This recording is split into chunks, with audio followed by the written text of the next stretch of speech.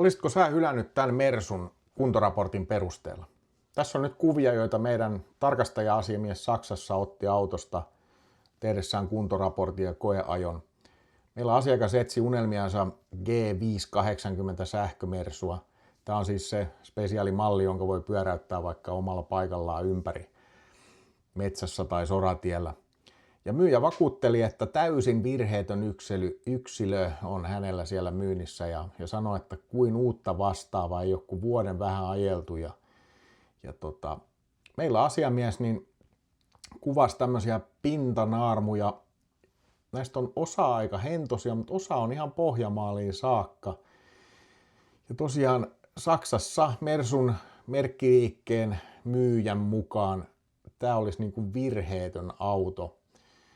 Tässä on useampi kohta on sellainen, että nämä pystyy korjaamaan vaan mun käsittääkseni uudelleen maalaamalla. Pahimpana tämä oikean kyljen naarmu, mikä meni molempien ovien, etuoven ja takaoven läpi. Näyttäisi ihan ilkivallalta, että jotakin on ärsyttänyt parkissa oleva kallis G-mersu ja siihen on avaimella varmaan vedetty tuommoinen viiva. No, sekin oli aika hentoinen viiva. Mutta kun asiakas oli satsaamassa autohankintaan 150 000 euroa, se on melkein 1 miljoona vanhaa mummonmarkkaa, jos niitä nyt joku vielä muistaa, minä muistan, niin ei hän halunnut, että siinä on tämmöistä skradua. Toki on ihan ihmeellinen toi peräkontin naarmut, että mitä siinä oikein on nosteltu sinne peräkonttiin, että on saatu aikaiseksi tuommoista naarmua.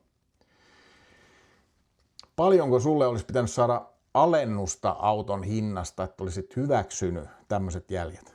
Tossakin jollakin ihme piikkikengällä on astuttu autoon ja tehty oikein painauma siinä samalla kun maalit on lähtenyt. Niin, paljonko olisi pitänyt saada alennusta tämmöisistä jäljistä? Tai olisiko sulla sama niin kuin tällä asiakkaalla, että jos 150 000 laitetaan autoon, niin silloin ei tämmöisestä uudehkosta autosta saisi löytyä naarmuja eikä sisältä tuommoisia nahkassa olevia jälkiä.